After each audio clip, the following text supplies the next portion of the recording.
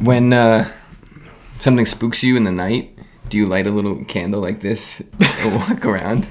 Molly was dead. That is a doornail.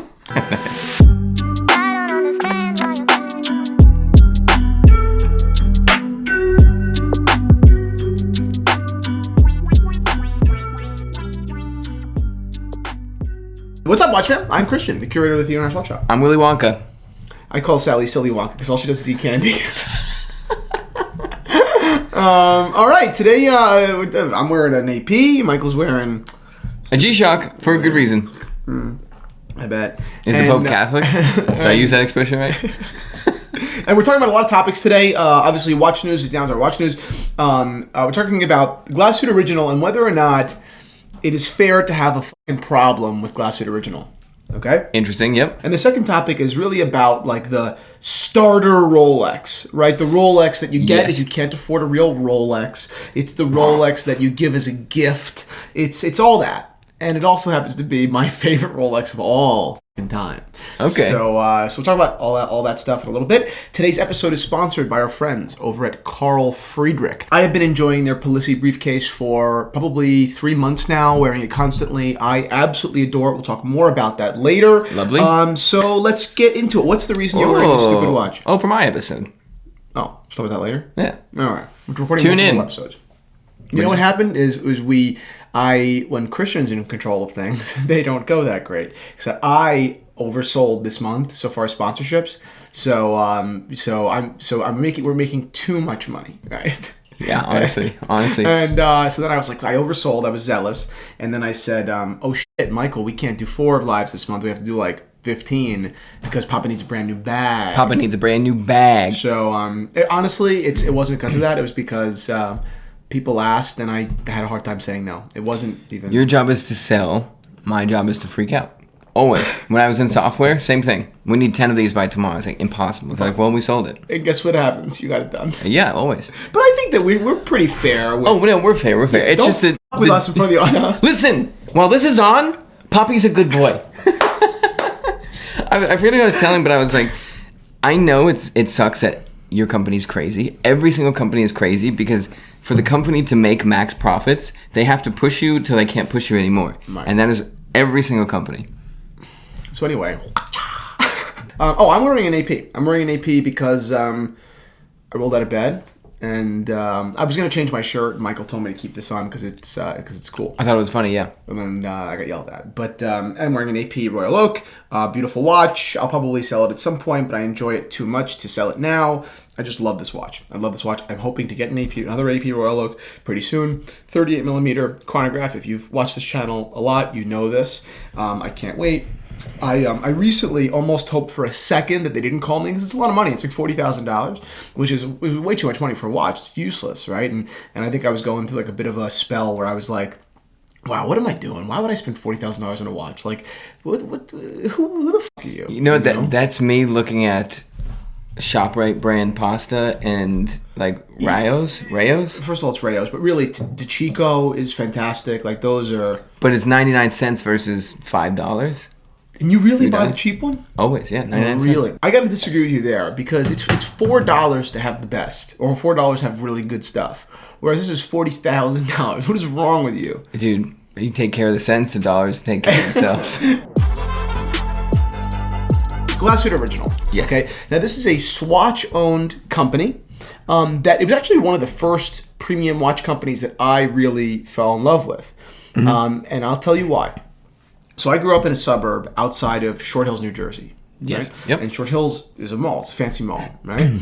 And if you entered on the second floor or whatever I think it was second floor, like by Cartier or something, there was a boutique called Tourbillon. Right? And I had no idea what a Tourb was at the time. Yep. I just thought it was a fancy name, right? Yep. So I would go inside and be nice to the people, and the people were very, very nice back. And they allowed me to start like reviewing watches and when I started the company and all that shit. It was really, really cool. And one of the salespeople, I think I gravitated toward Glashutte Original because they're gorgeous, right? They are, truly. They're gorgeous. And the guy said to me, "Do you know that and I didn't know any other real brands at this point. I really only knew very basic information, right? I didn't know that Glashutte Original was from Glashutte, Germany. I had no idea what that meant. I didn't know that Langa's from. I didn't know any of that stuff, right? So he said, the tools that they use to make these, the screws and everything like that, the screwdrivers and everything, they discard them when they're done making a watch because that tool is now imperfect. And that's it. Now, I don't know that to be true. I'm assuming that is true because the salesman told me that. I haven't been able to find that on Glashutte Original's stuff online, their content. Yep. So I don't know if that's true. But at the time, I was like, wow, that's okay. I'm starting to understand high-end watchmaking. Yep. Right? Yep. And I continued to love them, particularly their Senator 60s and everything. And now, as I've gotten really into watches, I wonder, wow, why don't more people pay attention to this brand? Because as I'll show you, there's a lot of value here. I know. It's a great brand. But there's a problem which could make you feel like you would never buy one because why the would you? I have when you say your problem, I'll tell you what mine is with the brand because it's not really a problem. It's a psychological thing, 100%. Okay. But I want to hear what yours is first. So before we get into the cool pieces, a little bit of background on the brand, which I think already is a little bit. I don't really love this. Okay. Yep. I know that there are watches signed Glashutte dating back to the 1970s. I know that. I've seen them all over before. But when I do research on the brand, specifically on their own website, it is absent of information. Right? Let me read you their history of Glashutte Original. For most people, since it's not Rolex, Tudor, or Omega, this is the most important part of the website, besides the watches. Oh, yeah. In the middle of the 19th century, in a small valley in the Ore Mountains, just 30 kilometers from the Saxon state capital of Dresden, a unique success story was beginning to unfold. In 1845, the first watchmakers began to settle in Glashutte, thanks to the financial support of the government, right? And they just continued to talk about watchmaking in Glashutte, which is a place. Yes. But not Glashutte Original. Right. I do not know, I could not find on this website when Glashutte Original became a brand. It ties perfectly into LMF, being clear and concise. Being clear today. Exactly right. By the way, shout out LMF. LMF is a creative development and consulting firm that Michael and I started about a year ago. We've got a ton of clients, but we only went public with it in the last couple of weeks because the launch went so well that the private launch went so well that we really didn't even have the ability to scale and go public. Now we have, and we're acquiring new clients. So if you run a marketing budget, let us know, and we can talk about doing business together. But you're right. They have a messaging problem. Yes. Honestly. I don't know where you come from. That's very important when I'm looking to give you $10,000. I want to know where you come from. Yeah. Their closest thing to like a start date on the website is the fact that the brand, I don't know what that even means, was acquired by Swatch in 2000, which is when, of course, they got funded and, of course, they started being more legitimate. Yep. But I couldn't find really anything specific about the brand before then. You want that dirty history of like, did this, did that. Yeah. Come on. I mean, look, even a sister brand, Jacques Hidro. Jacques Hidro is another brand that's relatively new. I believe it was basically, if not invented by the Swatch Group, early bought by them, but they connect themselves to a famous inventor. Yeah. But flat out that they have no connection to that inventor. They're basically just paying homage to this guy. Yeah, right. But they've got a history. They've got a story. They wrote a story. Yep. Yeah. But these guys really don't. Now, the watches themselves. This is their diver, right? Which gorgeous. Is gorgeous. Oh my.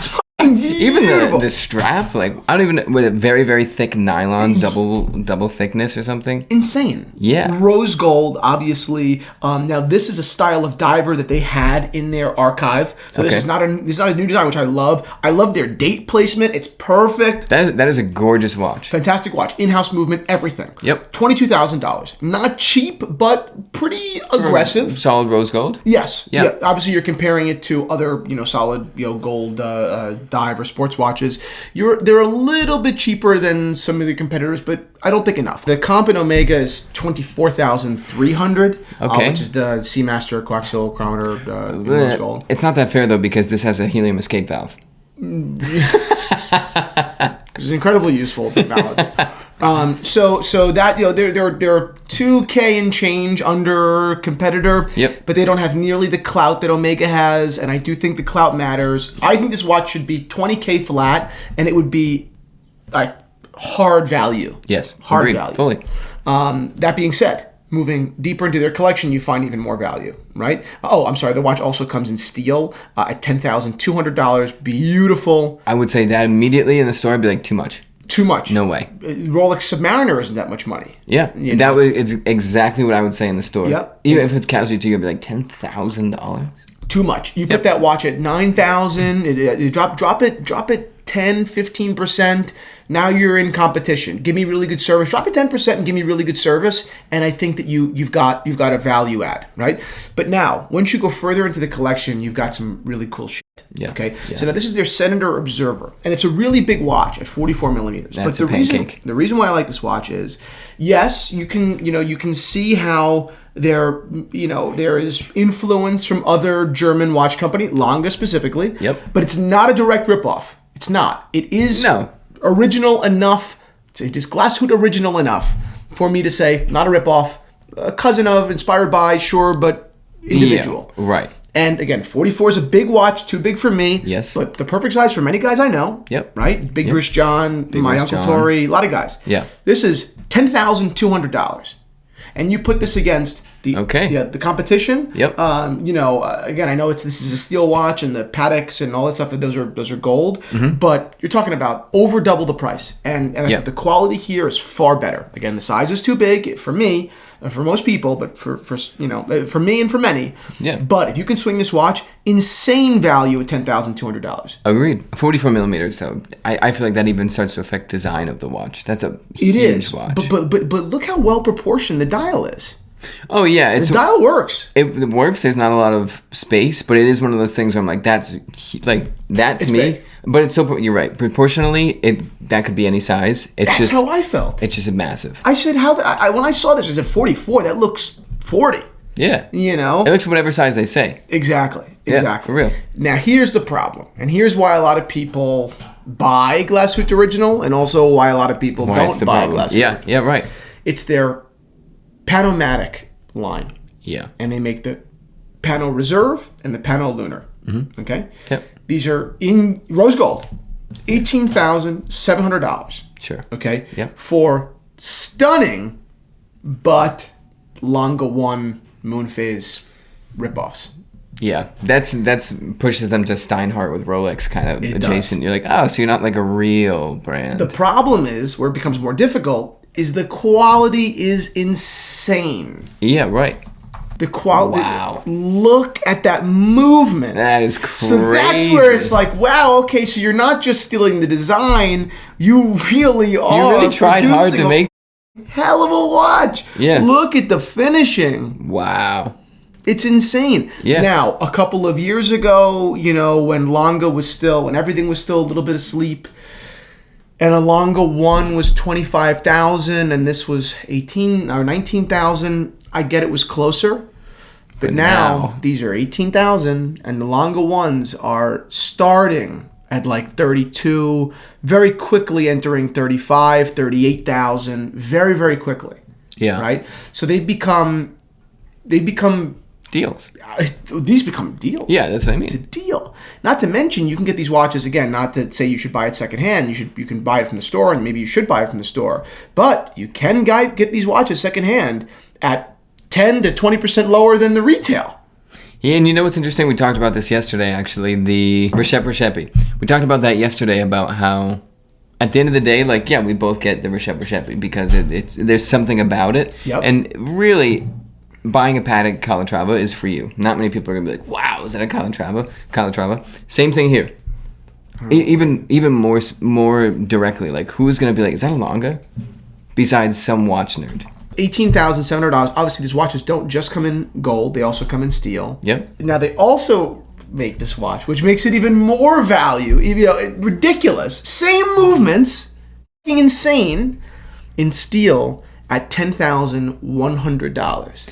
It starts to get to a point where you're like, I'm an idiot for buying a Lange unless I want a Lange for a specific reason. If you just like the design and you're like, well, I guess Lange's my only choice. It's like, I don't know, is it? Yep. It's insane. I remember when I first got into... it's actually not even 10,000. It's 9,600 with the clasp. When I first got into watches, I was selling watches. That was like really hustling to sell watches. Yeah. So like if someone wanted to buy a watch and they lived, and this kid went, maybe you're watching out there. I don't know I don't remember your name, but there was like this kid that went to Columbia. So I used to meet him up in like, almost like 118. Like I used to meet him way up there, Yeah. And which I wouldn't even go to. I wouldn't even go to Montclair. No, you wouldn't even. Not even close. Anyway, he hadn't been in watches before, so he was just new to it. So there was no bias. Everything was just, well, this seems cool. great. Yep, seems cool. And he had this kid, I assume, had a ton of money because he started buying shit really quickly. Yeah. And he bought this watch very quickly. From you? No. From a store. Okay. But he was like, yeah, I don't understand why this watch isn't more popular. Like, it's perfect. And he got it like $7,500 secondhand. And I was like, yeah, you're right. And he's like, yeah, it makes no sense. People are too caught up in their bullshit. It's true. And I was like, yep, you're right. It is a bit of a longer one. It is quite a bit of a longer ripoff. Yes. But oh my god, and it's 40 millimeters, and let me tell you, it wears so well. So it's a little bit bigger than a Longa, but it wears so well. Yeah, it's fantastic. Yep, I adore this watch. What's your gripe with the brand? Well, at $10,000 or at $20,000, are you really going to wear a Longa 1 ripoff? Okay, yeah. That's the problem. And that's how a lot of people feel. They feel like, I don't know, I want that extra originality. And I agree. I get it. Yeah. Right? I get it. I think that my point at this point is, where it becomes a little trivial to me, is, well, so your complaint is that they didn't spend a lot of time on the design, right? Yeah. Fine. But my complaint with most modern watch manufacturers that even own these designs, yeah, they own it, they invented it, but they didn't spend a lot of time on this design. They're just churning this out now. Yeah. How much time do you think that AP is spending on refining their Royal Oak? Dude, the Royal Oak is plug and play. It's plug and play, exactly. Yeah. Let's make it in 37. Well, no fucking duh. Photoshop, right? Control-T. Exactly. It's not a big deal. Yeah, it's not a big deal. Right. And it's, so that's kind of how I look at it. Yes, I love, because when you buy into Audemars Piguet, you are buying a history, and there are certain things about the finishing that you're never going to compete with. But in this particular example, I'm like, the delta is so large that I can get this incredible movement, this just incredible watch all around for $9,500. Or a Longa for $35,000? Nah, I don't know. I think I'm going with this. Yeah. And that's what I think. You want to know my little psychological thing? I don't like that they're named after a location and then original, because it just doesn't like bring a brand to me.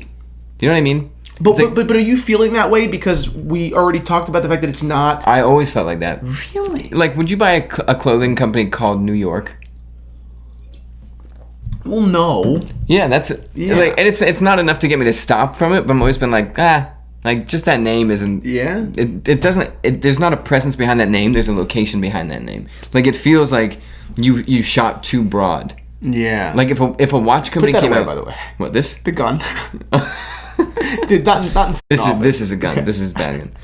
It just feels like if a watch brand came out. $20,000. Beautiful design, best design you've ever seen. The name of the brand was Switzerland. Wouldn't you be like, that's weird? Yes, I would, but I just think this is more esoteric. Like, I don't know if I knew Glashutte was a place. Okay. You know what I mean? Well, it's probably, I was obviously in the watch world, and I knew Glashutte. It makes me think of Nomos or other watch brands based around that area. Right. Just Germany in general. Right. And then having a brand named Glashutte is like no good. It just seems weird. Like, if they put, however, well, I guess that, I'm trying to think of some way to get them out of that, but yeah, it just feels like a broad shot. Yeah, you're right. I guess that, I would have liked it if all those years, okay, so let's say it was a generic manufacturer of watches in Glashutte, meaning historically. Yeah. And all those years ago, they said, you know what, we were here first. We're losing up territory. Let's fucking remind the world that we're the original. And they threw on the word original there later on to remind the world that they were first. I'd be like, that's a cool story. Okay, right? I can see that, yeah. But there's no story. And there's no story that, or there's no story that they're telling. So I agree with you that the brand itself does lack a ton on just emotional connection because it seems hollow. It's like the whole marketing thing is great. broad. The watches are fantastic. Yeah. I would still get one. It's just the name of it is like, interesting. This is, and a Nubuck alligator, like, what the fuck Why is this such a cool watch? Their response. No, this is Swatch's Lange, and Lange is Richemant's Lange. Yeah. Yeah. So I get one. I would definitely get one, but I would not lie that I would not be bashful about my qualm. No, you wouldn't be that guy that's like, well, if you look at like the subtle differences, it's like, nah. No, okay. come on. Okay. Come on. Yeah, exactly. The guy, especially Paul, if you're watching out there, one of my buddies would be like, so is everything okay? And I'd say, what? And he's like, is everything okay at work? Yeah. So I know that you wanted a Lange and you got this. Is everything all right? I'm not scared of Paul, but I've been prepping to meet him for a year and a half now. Paul, is that not what you would say? So this will be like my third month owning and wearing regularly the Palissy briefcase. Yes. Right? Yep. And this is made of Italian leather, and it's constructed by hand in Europe. And I am, I've been blown away by the briefcase itself. And I always have a briefcase with me. Yep. How it's aged has been, it's very subtle, very light signs of age at this point because it's a durable. Well, you also hope in 3 months it's not. It's very durable, so we haven't seen like this crazy aging yet, which is a good thing, really. Yeah. But it's gotten softer and more buttery, which is beautiful. Fantastic. The leather is Vachetta leather. It's beautiful. Yep. And my favorite detail about these bags, because I have used briefcases without this feature, is that the zippers are actually all polished. All the sides are polished. Because when you pull your laptop out, if it's not polished, it'll chew up your laptop. Like the zipper will leave like scratches essentially on your laptop. Maybe not the first pull, second pull, but as you have your laptop in there over time and you keep pulling out, it's just slowly scratching it, except when it's polished. Yep. Another thing which is incredibly important for me because, I always carry a briefcase, but carrying a briefcase that's too small is basically useless. It's more frustration than it's worth. Yeah. So these briefcases are plenty full, easy to organize. When I travel, I literally use a carry-on and a briefcase. That is it. That's all I'm carrying. I don't bring a personal bag, meaning like a backpack. I literally have my business briefcase and my bag, and that is it. And it has worked perfectly with Carl Friedrik. Rolex is like Ferrari, right? Sure.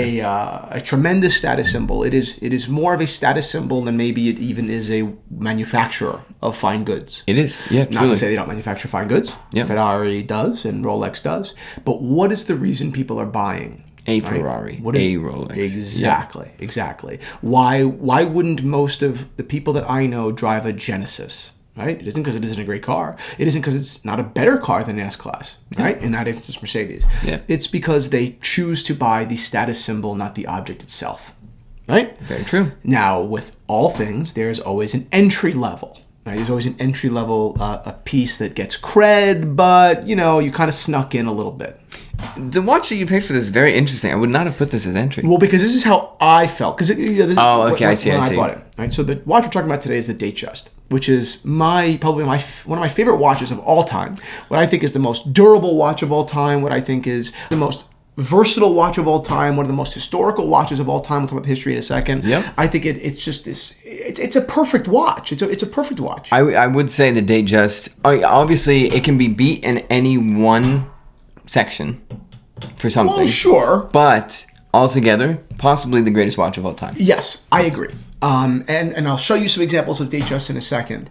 But the reason why I'm saying it's the entry-level Rolex, okay, because it isn't, right? Technically speaking, there are the 34 millimeter or the dates or the OPs that are more entry than the Datejust, right?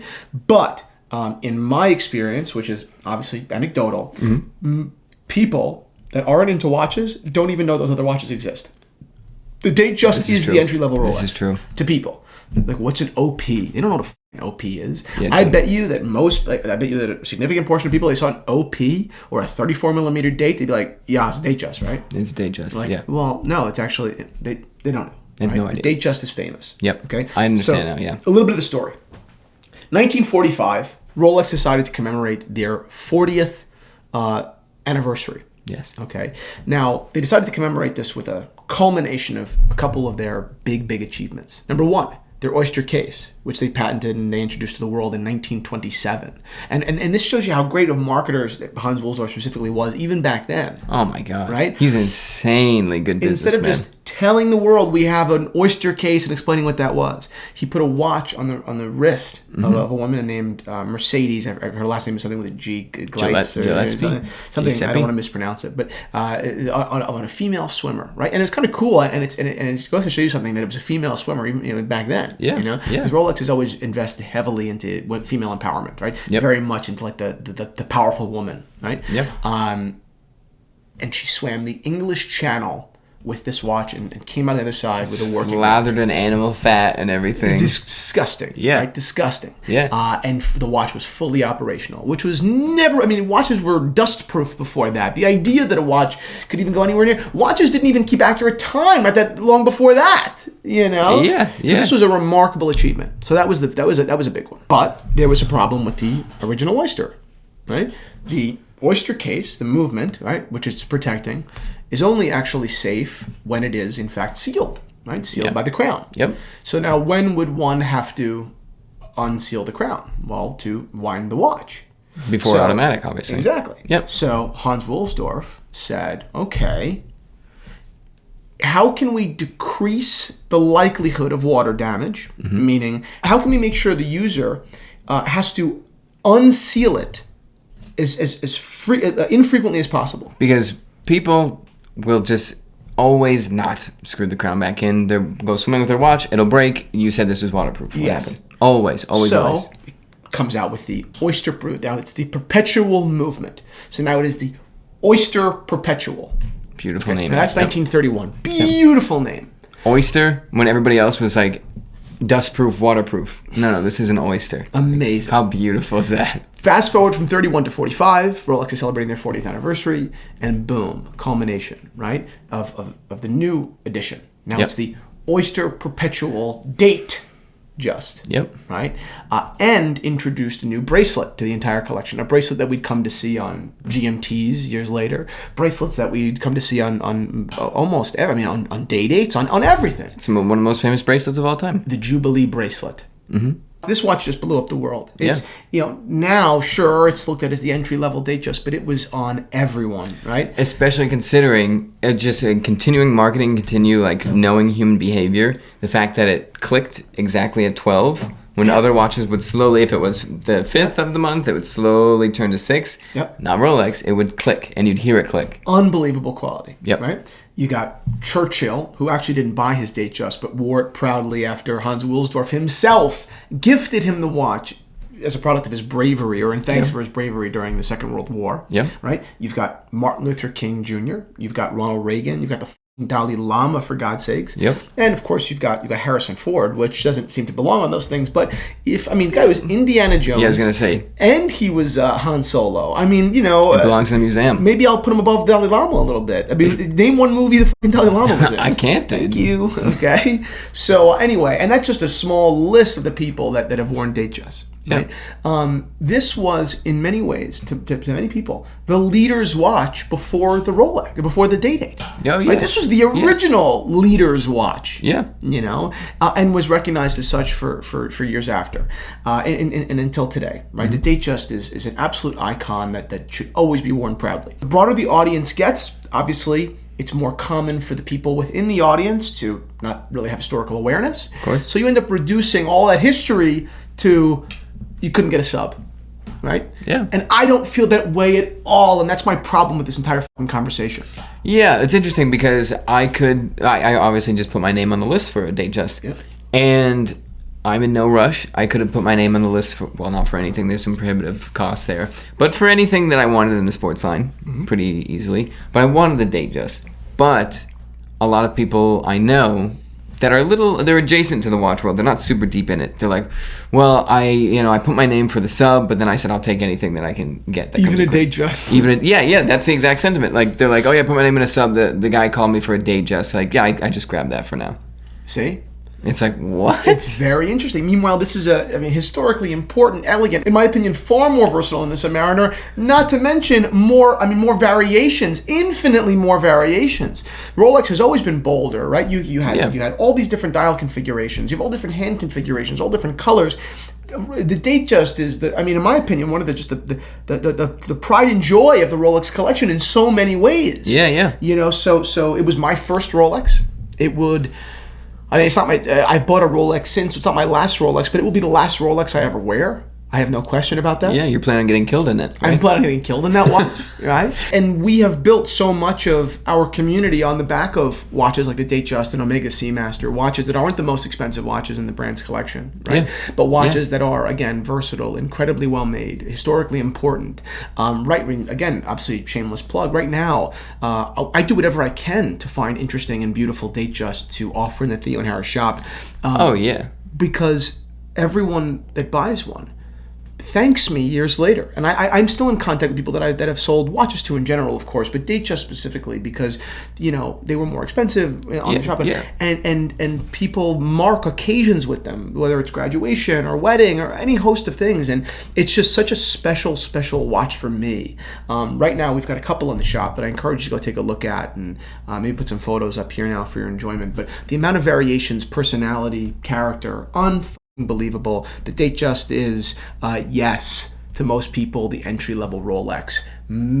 Also, the Rolex that you can most easily afford, fine.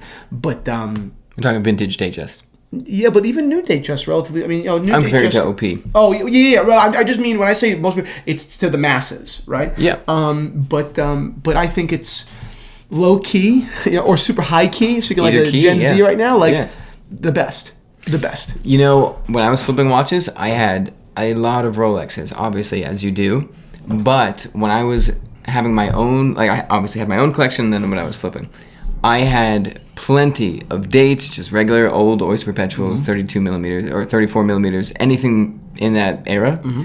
The Datejust was the first time that I would tell people, I have a Rolex. Even when I had other Rolexes, because I was like, I can't show you a 34 millimeter no date Rolex. Wow. From the 70s, from the 60s. I was like, in college, and I could have shown it to him, obviously. But, of course, but you didn't feel like you had I didn't have that pride. I didn't have the fluted bezel. I didn't have the 36 millimeter case. Which obviously in retrospect is silly too, because those are fantastic watches. But whereas when I was in college and I bought my Datejust, people knew nothing about watches. They didn't give a fuck. But when they were like, "Wow, you have a Rolex," right? And I it was never about money, because no one thought that I had money, because I had no money. That wasn't it. It was really like, wow, you see, you focused, and not on money, but you have a passion and you're following it, and that's really cool. Yeah, that's what people thought of it. The date, it's just with the fluted bezel, with the date, with the Cyclops. It introduces all those iconic Rolex designs. So you're like, oh yeah, that's a Rolex, and people will see it.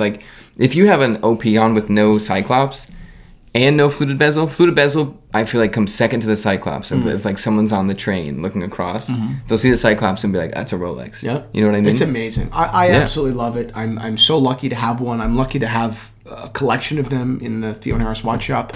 Shoot me an email, obviously, at info@theoandharris.com if you're interested in talking about Datejust or looking at any Rolex for that matter. But take a look at the shop, because we have some beautiful examples there, and you can join the club with me and with Dalai Lama and Harrison Ford, and we should put your name on that list. We should. Let's see. Churchill, Martin Luther King, Ronald Reagan, the Dalai Lama, Harrison Ford, Christian. I don't need your last name. A couple of years ago, we started to do it. Even I didn't do it this year. I was in Paris. That's Datejust Day. But it was Datejust Day. I made my birthday, September 9th, Datejust Day, and we sold a bunch of Datejust, and I gave out a bunch of Cyclops T-shirts, and I made it was a cool thing. It was a fun thing. Maybe we'll do it again this year. Maybe we'll do Datejust Day again this year. Done deal. It's just cool, a bunch of community engagement. Maybe we'll do a live video or something like that. Oh, that would be kind of cool. fun. Everyone with Datejust logs in and talks about things. That'd be cool. If you guys want to do that, let me know. Yeah. But that's it. That's done. Adios, guys.